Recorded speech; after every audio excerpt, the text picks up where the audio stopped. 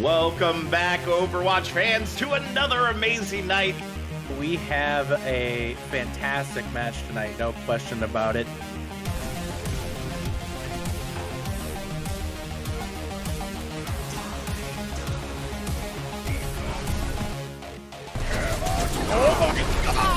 Oh my god, yes! Look up a run! Make sure they can't even follow up afterwards. And Watch has found 2 in this fight thus far. Make that 3, make that 4 right now here.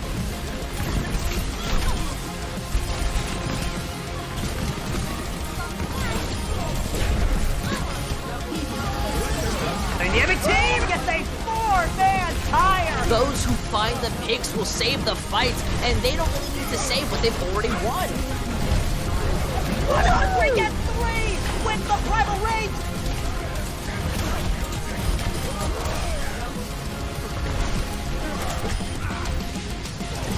Experience tranquility.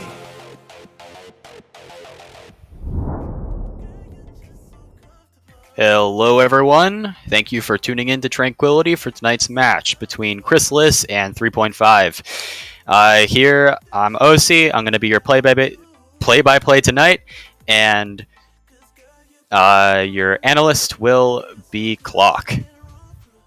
Thank you for checking out the stream tonight. We appreciate you for this match tonight between 3.5 and Chrysalis.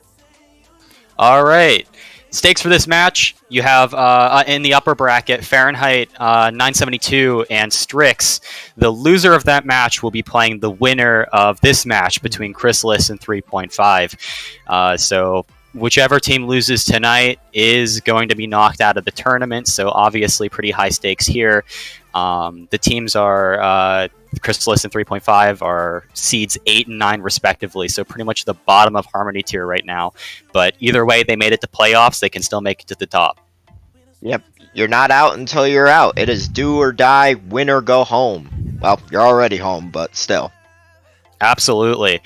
What I'm really interested to see tonight, you have Overwatch League going on right now, and you kind of see the new meta forming. And although Overwatch League is playing on a different patch, right? They are playing on like a New Balance patch where Zarya and Diva, I believe, were given nerfs as well as Genji. That Winston kind of like meta, if you look at tier 3, if you look at the higher levels, it's really still made an impact, that Winston Reaper. So it's going to be interesting to see whether teams are going to opt in for the Winston or if they're going to go for like a Zarya, a Diva, because it's very split, at least at the high level. So to see like what lower teams are going to go with, maybe it'll be comfort, maybe it'll be like, oh, let's try and go with the meta, you know? Yeah. All right. And here we're gonna be looking at the bracket. If I can see it on the stream.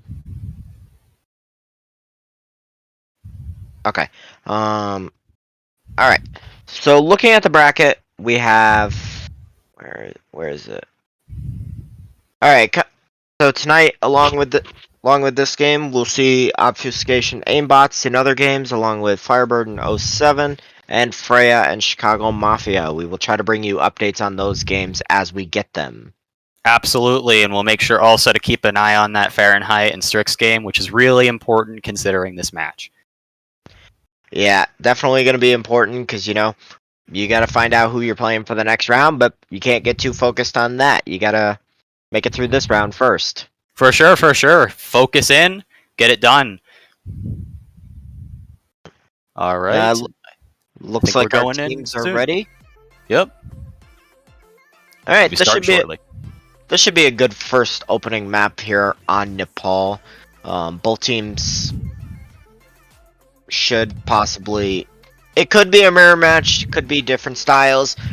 Luckily, this map caters to all sorts of different styles, depending on what you want to run on each point. So we could see some nice little variety here. Absolutely, Nepal Shrine. It's really interesting because you have like maybe the Pharah that can come in, especially low level where the aim hasn't developed the whole way, so you can see kind of adaptations of the meta. Even if Pharah isn't great at high levels, that doesn't mean it's going to be not so great here. And same thing goes, like maybe teams are going to go with just meta compositions. Here we're getting an early look at what the teams are going to be playing. Looks like maybe a Diva on the side of, is that Chrysalis as the blue team there? All right, Chrysalis is blue, 3.5, maybe going with the Zarya. Yeah, this is definitely going to favor 3.5 if Chrysalis does stay on the Diva. The ability to just beam down the Diva without being stopped by Defense Matrix is huge. All right, and the round begins here. Both teams opting for the main lane here. Yep, Chrysalis are going to get to the point first here, and so far, not much to see.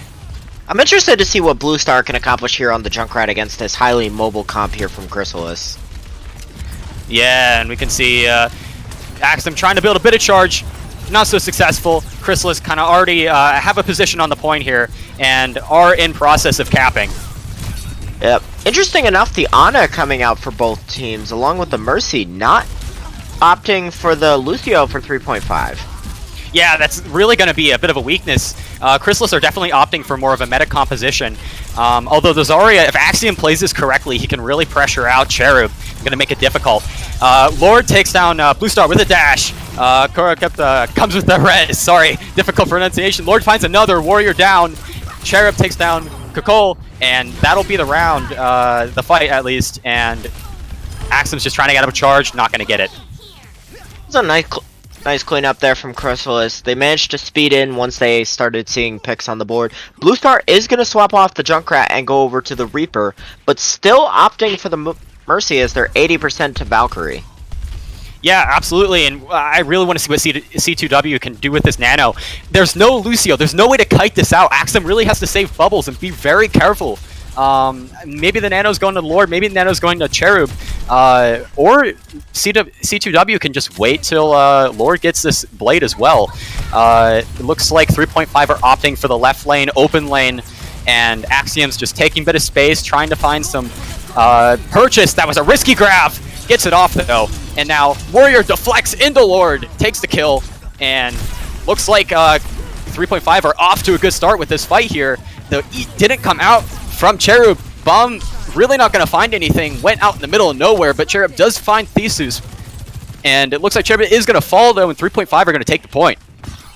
Yeah, the overclock was committed there from Hensuke, but unfortunately not able to find anything with it. That's a ult that is highly dependent on your aim, and at the lower levels, if you're not gonna have consistent aim, it is difficult to get extreme value out of it like you would see in like Transcendence tier.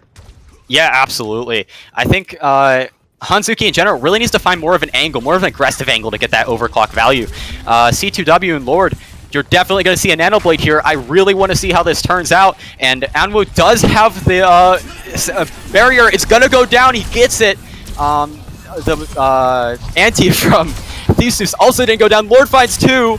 Lord going for another, going for the third. Axum does manage to live though. This is still salvageable by 3.5. The Mercy is still alive. Axum still has charge. It isn't over yet, but the point is probably going to be flipped in Chrysalis's favor. Warrior's out in the middle of nowhere right now, still trying to live. Cherub just holding it down on point. And Warrior finally falls to Hanzuki in the backline. And this fight really isn't going in the way of 3.5. There's only 10% left. Yeah, only 10% on the board. Last fight coming up here. Really, Blue Star is the only one close to his ult. Axum might be able to build a grab mid-fight. They're at 95%, but this grab is going to have to be huge here if they want to win. And oh, wow. Wow, the anti coming out from C2W results in Axum's fall like 3% away from that grab. That is a fight-winning anti right there. And then the focus as well from Chrysalis is going to win them out this fight. And the grab never comes out. They'll cap. Yeah, the death there from Axum right as they were about to build Graviton Surge is just huge. You can't die there 99% to Grav. But unfortunately, that was a good play from Chrysalis to just be able to focus down the Zarya and prevent the threat of the grab from even being, you know, actually available. Because if that grab had been available, we could have seen 3.5 been able to flip it off of it. Yeah, absolutely. I mean, the first grab came in clutch. Cherub really needed to eat that, and that's why 3.5 were able to get that like 40% because of that grab just turning the entire fight. Now, it looks like both teams might be opting in for the Zarya. We'll see how that runs here. Yeah, still the Mercy, though, from 3.5. A little more standard coming out from Chrysalis. Yeah, absolutely. Baptiste with the Zarya. Looks like Chrysalis are going to opt to bunker in on point, while 3.5 take the high ground. I think this is a pretty strong position for 3.5. You'd have to think, like, without the Lucio, you can't really kite anything, but if you have that high ground positioning, you can kind of take the fight a bit slower, and that's where we really see 3.5, at least last round, they were very strong in these slower fights where Axiom can kind of act like the carry. The issue is here for 3.5 going to be on the engage. They don't have that Lucio to be able to speed them in to these fights, and they're going to pretty much have to play just to almost survive the initial poke with the Moira and try to build Coalescence. That is pretty much going to be their only engage tool. Absolutely. Axum maximum charge here, but Lord finds Thesis. This fight is already up 2 for Chrysalis. They just have this almost superior positioning in this back. 3.5 were obviously forced to drop to contest, and Chrysalis got the cap very early in that fight, so it's already 21% and the first fight's over. Yeah, at 21%, like, Lord getting several dash resets, he's going to be about half to that blade. The Moira Mercy is just going to be a struggle here for them to be able to actually get value out of it. Yeah, absolutely. 3.5 opting for the high ground lane again. Chrysalis aren't really going to try and shove this, though. The 3.5 get this space for free, which is interesting. You see Thesis coming up on this Cole as well. That could be really big if Anwu can't build beat fast enough. Here the window comes out early. 3.5 really just need to LOS this, and this might give time for Anwu to build the beat. Axum taking kind of an off angle here. This is pretty good from 3.5, just taking this fight slow. As long as Warrior doesn't fall, I think they'll be alright. The Cole comes out. This is what I was talking about. This is the key part of the fight. And the grab comes out as well. The beat can answer, and the immortality field. A bit of a stacked cooldown there, and that's going to allow the blade from Warrior maybe to get value, but no. Cherub finds the kill, but the flip does come through. Yeah, nice railgun there from Hanzuki onto Warrior, set up Cherub for that final blow, and just being able to finish off the Genji here is huge.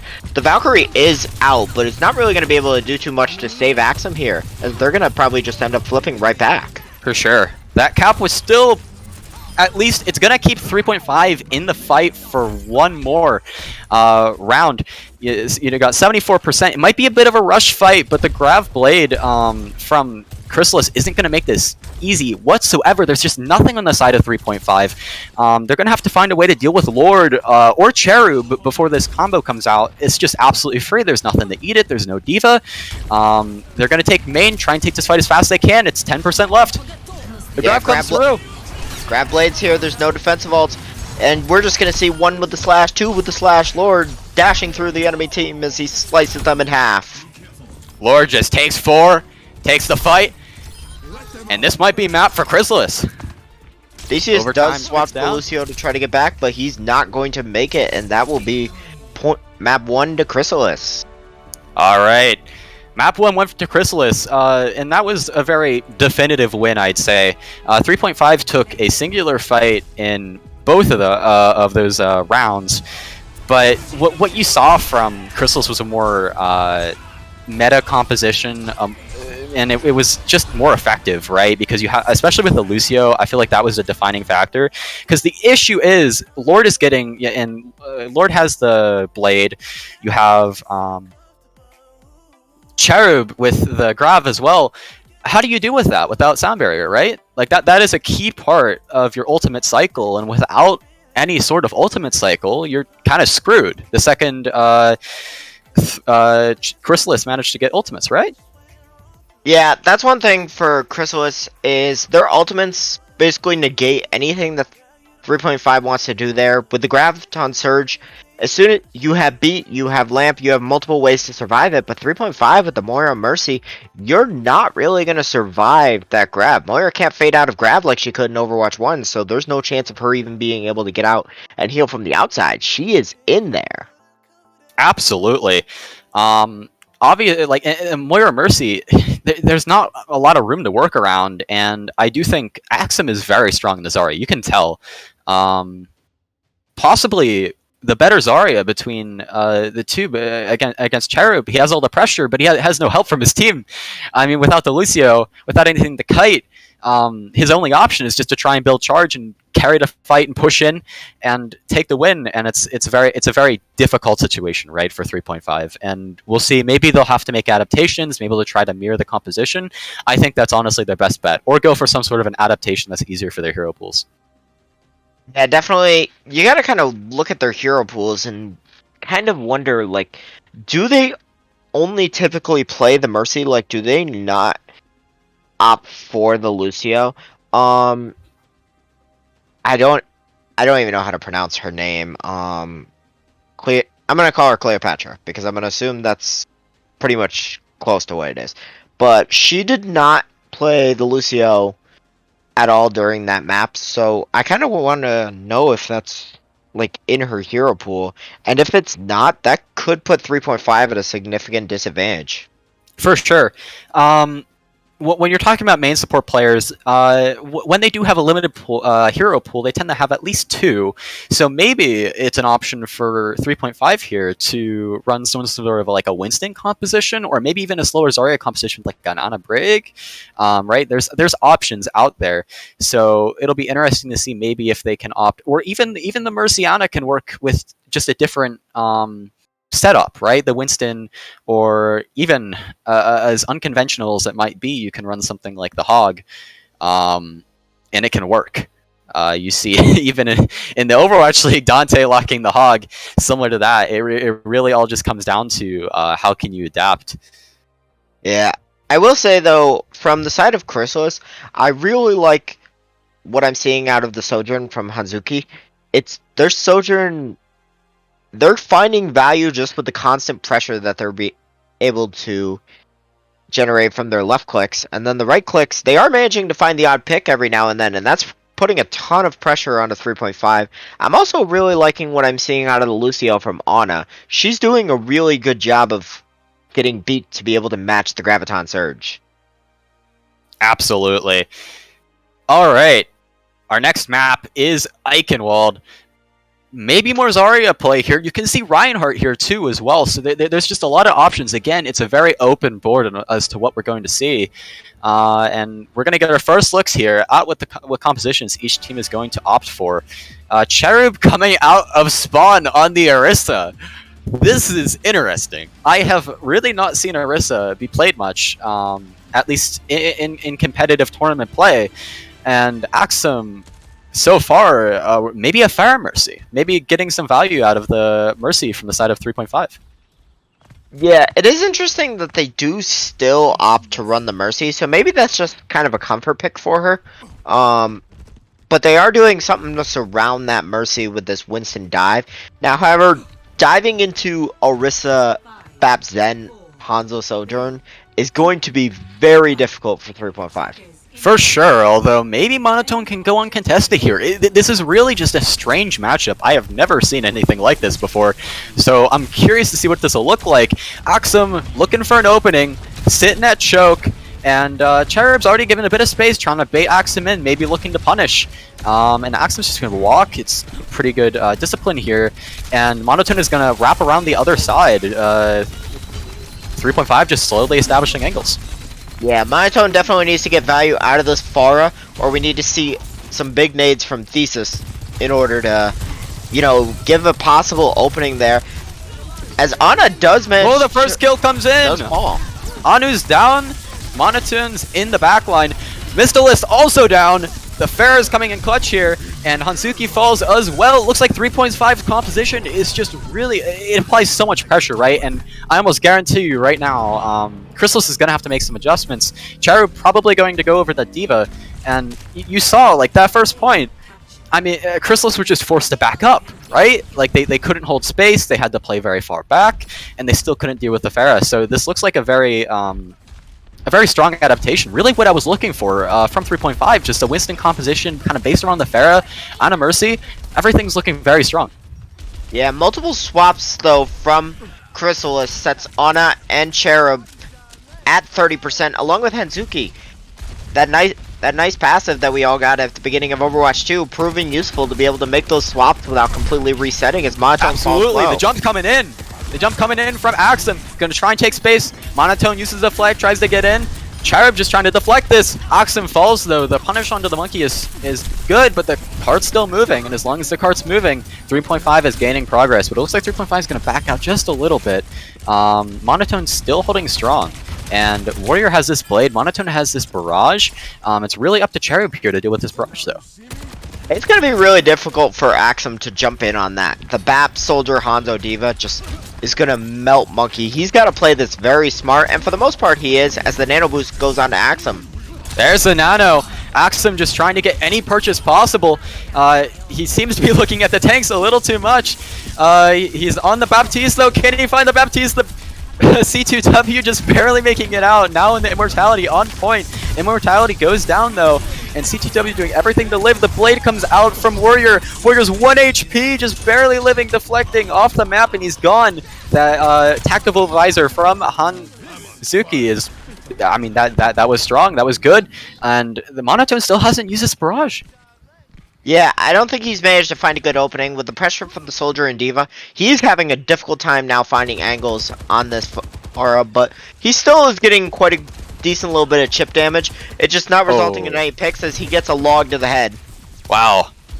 Yeah, there's the Hanzo headshot from Mystalist. And the Resurrect is going to have to be used here. Axiom probably going to look for some purchase here. Maybe going to rotate high ground first. You really want to set up your Ana in a strong place. Like, Theseus really needs a position here so that Axiom can push up. But Axiom can really get away with anything. Maybe he's going to try and Primal Split so that can provide an opportunity for Monotone to do pretty much anything. Dragons come out, though. No kills, though. Nothing from there. So far, Monotone's just still shooting down main. My eyes right now are on Monotone. I want to see him go in with this barrage. As the lamp comes out, he goes in. There it is. The DM comes through, but Oxum doesn't find a kill. It's even right now in this fight. C2W. Massive DM there from Cherub.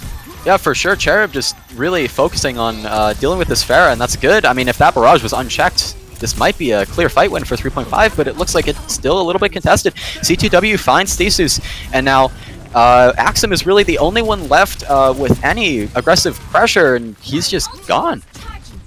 I will say what was nice is while Monotone and the Mercy were fighting up top, they were able to actually get some cart progress to be able to at least get it past that bridge. So this gives them different angle options for their route. They can go through the castle now and be able to come around that way and try to avoid some of the spam.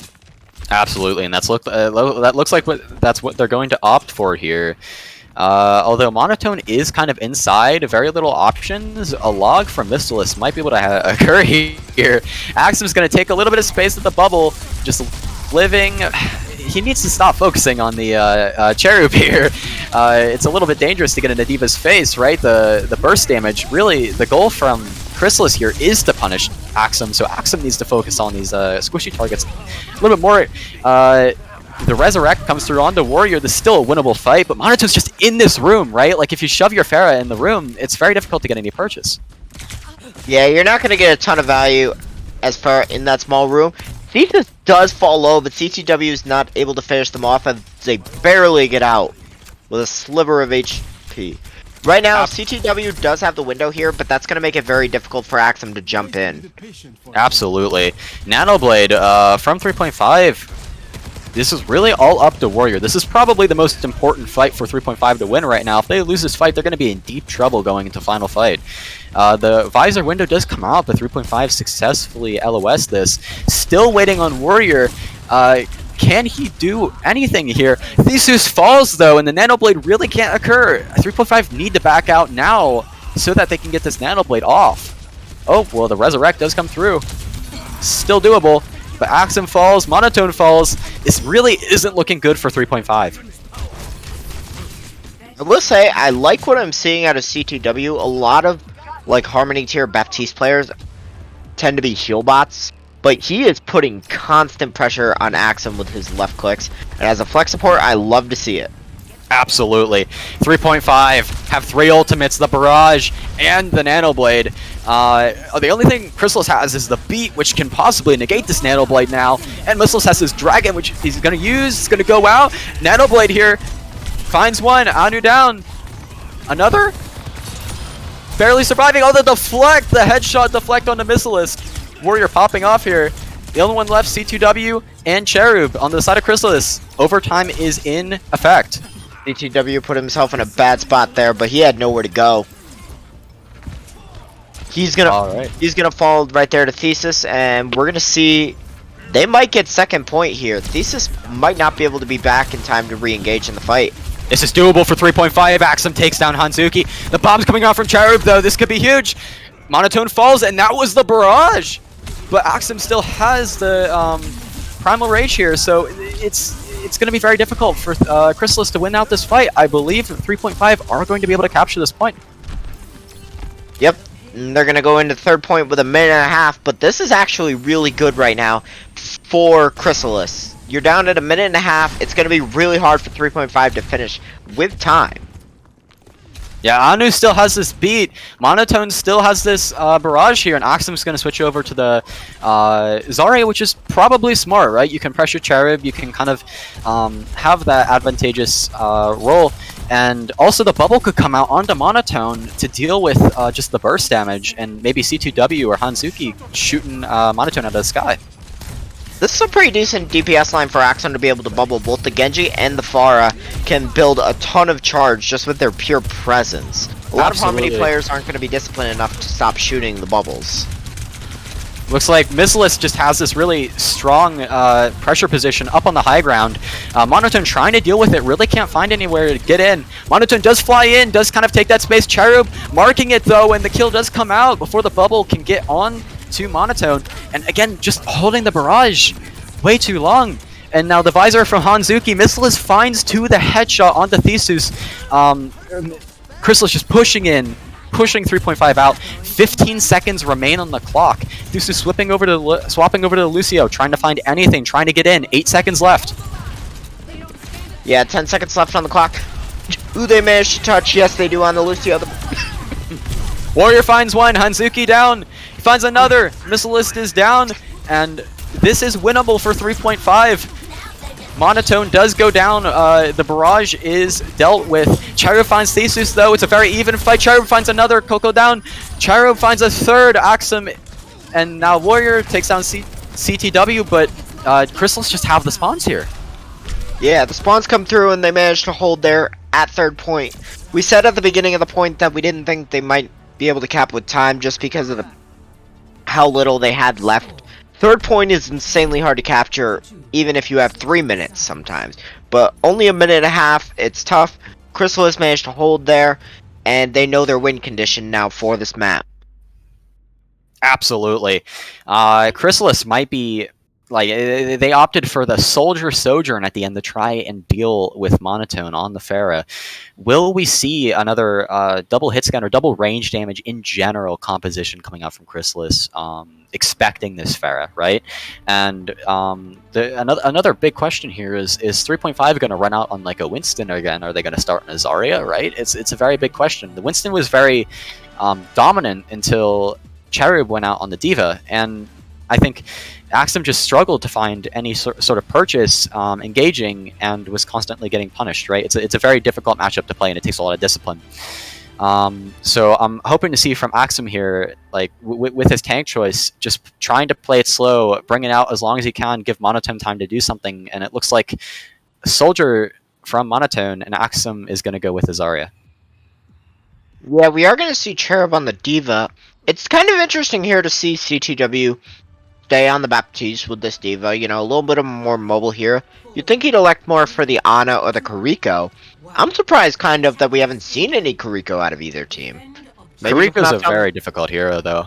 It's True. like a very niche playstyle, right?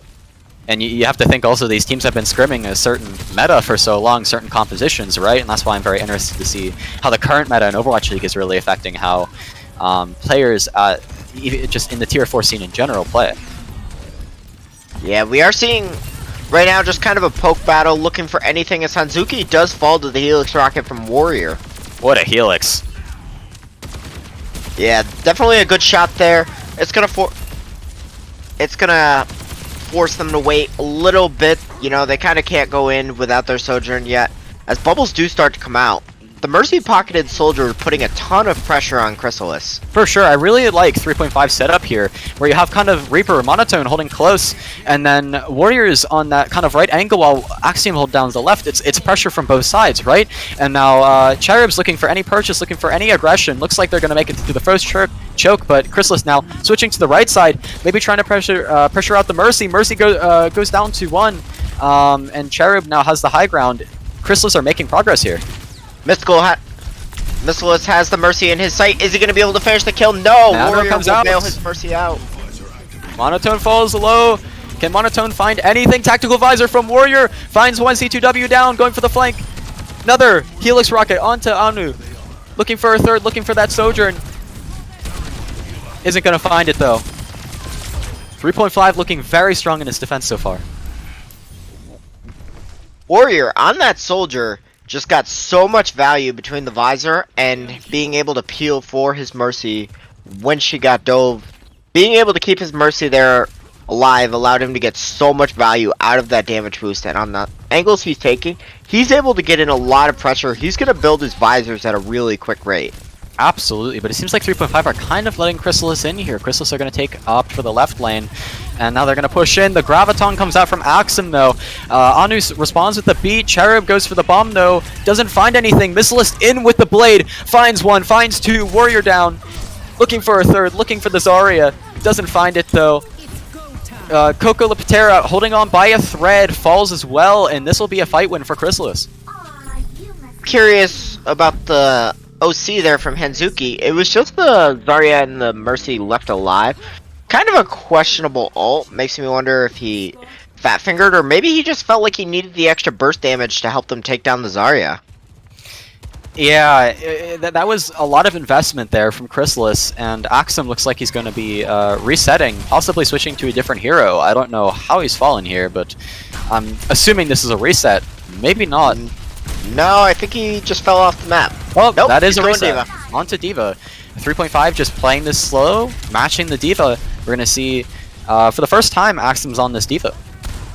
Yeah, it'll be interesting, because it looks like Monkey is kind of a comfort hero for him, so how Nano does he comes fare out on this D.Va? on the Monotone. Maybe looking for a Nano Blossom here. Dropping down onto the point. Wraith form is out. He's all in. Cherub trying to eat it all, trying to eat it. And he does manage to get it all. Monotone's still alive on the point. Now has Wraith back.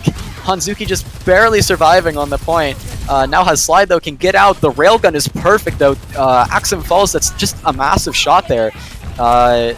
With Chrysalis having the tank advantage, they have just so much pressure. Monotone's Wraith is forced out once again. The Nano comes out on the Missilist. Another bomb from Cherub is going to take out Warrior. Kukuliptera is going to be able to bring Warrior back into the fight. And this fight, 3.5 are just barely holding on by a thread. Yeah, they're holding on right now, but cart is still being pushed right now. Axum dropping down to try to contest for a moment. It's interesting to kind of see Axum, like his thought process on this D.Va. He's not ready to go fully in. The sleep dart does come out. Axum does have this bomb. It'll be interesting to see how he uses it. Does he go for kills or does he hold for remake? Axum holding down the point as long as he can. Warrior going for the off angle. 3.5 really have the high ground presence, but without the Mercy, Kukuliptera left Warrior, and Warrior falls to Missilist as a result. Axum is going to try and save this with a bomb. The bomb is actually very big. Takes out Cherub. No tank on the side of Chrysalis. Hanzuki just left out in the open. Axum takes another, and Missilist falls low. Good anti from C2W, and Axum is just going to walk in. Warrior takes out another. Warrior's really dominating this high ground position. Yeah, they have an opportunity here to stagger the supports as Lucio and Ana go to get out, but the nade right there from CTW does just enough to keep himself alive so that they manage to get out. But the blade is coming up here from Missilist, so it'll be interesting to see what he does with this, as Thesis also has his nano coming up here for the visor. Absolutely. Anu has the beat, and Anu's beat usage has been really good so far, using it as a counter, and it's really hard to deal with without a counter, Lucio, in these ult rotations. Here we're probably going to see the beat come out. Missilist going in, doesn't find the second swipe on the Kukla Patera. Kukla Patera lives. The Mercy mechanics come in hard. And now, unfortunately, though, all of 3.5 is kind of almost funneled onto point. Warrior does not have that high ground position. He's taken out. And Theseus also falls. 3.5 are not looking too strong now. The Nano is not available, and neither is the Visor. Yeah. Monotone is still alive. He takes down 2, though. Yeah, that just goes to show you the high value of the Reaper in a comp like this. Like, he just gets a couple of quick 2 taps to be able to, you know, pretty much send Chrysalis reeling as he's going to try to chase down this Ana. Quickly thinks better of it and backs away.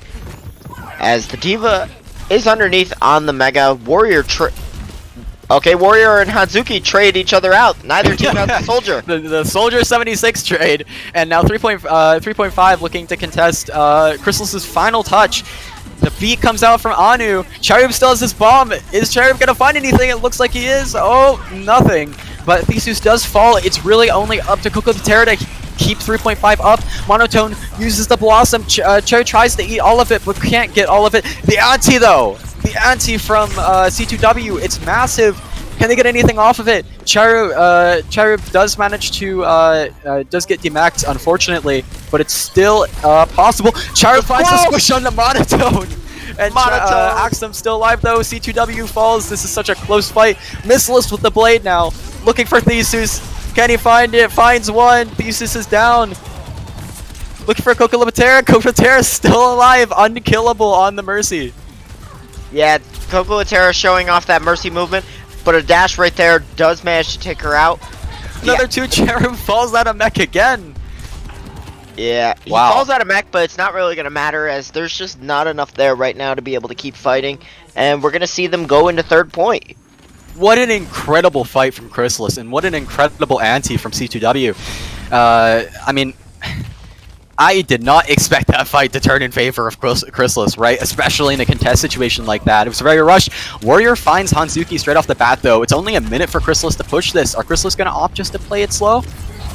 They have to here. Without Hanzuki, you're losing all that pressure from the Soldier, and you pretty much just kind of have to wait. Some is on the Zarya here, which is going to put a ton of pressure on Missilist and Cherub. Yeah, Cherub is not having a good time right now. The Reaper and the Zarya and Axum is full charge. Holding down the front line. It's gonna be very difficult for Chrysalis to take any ultimates without space, you know? The Nano does come out though. Nano comes out, but he's so low, he's not gonna be able to live there. The Nano boost is pretty much essentially wasted right there. It gets no value. Hanzuki is falling low. Cherub looks for the bomb, doesn't find anything. Warrior just free reign right now. Has that visor still. 20 seconds left for Chrysalis. Can they bring it back again? Yeah, right there. Oh, Ana is caught in the back line. Ana is gonna fall late. She's gonna die. There's with nobody 99 that's to alive beat as well. Without Alicio. It's does really have just touch. up to Missilist. The craft misses Missilist. Missilist makes it on the point, but the anti-nade does come out from Theseus. Takes him out. Charub falls as well. Warrior just goes wild now, finding 3 kills, and that's gonna end it out. 3.5 adapted, and 3.5 has succeeded taking the second map in this series. Very impressive from 3.5 to be able to actually adapt there after what we saw in the first map. You know, they weren't looking so hot on the Mercy composition.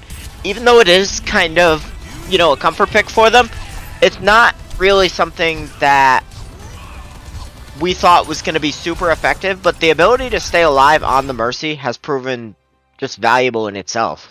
Absolutely. And this is starting to really, that map, it really looked like a duel between the supports, right? Kukla Patera, Theseus is constantly going back to spawn, but for some reason Kukla Patera just doesn't die. I mean, a nano blade to the face, not dead, alive. It's unbelievable. Just going for the, I believe it was the tech. You go up and then just flew away. It's impressive, right? And almost a Mercy carry, at least as much as you can carry with Mercy. And I really like the Winston composition coming out as well. I straight up suggested it after the first map, right? Like, you need to make an adjustment, get more value out of the Mercy. It's absolutely excellent. Yeah, Mercy is one of those heroes who in Overwatch 2 is incredibly difficult to get like maximum value out of. But, you know, if it's a comfort pick, I get why they want to run the Mercy. Personally, I prefer the Lucio comps just because it's more versatile, but, you know, they are managing to make this Merciana comp work. Especially when they can just stick the Mercy on Warrior and just let him build up visors over and over. For sure. Alright. Are we at half? Okay. Alright, and now we're going to be moving into halftime. Alright, we're going to take a short 10-minute break, and we'll see you back here in 10 minutes.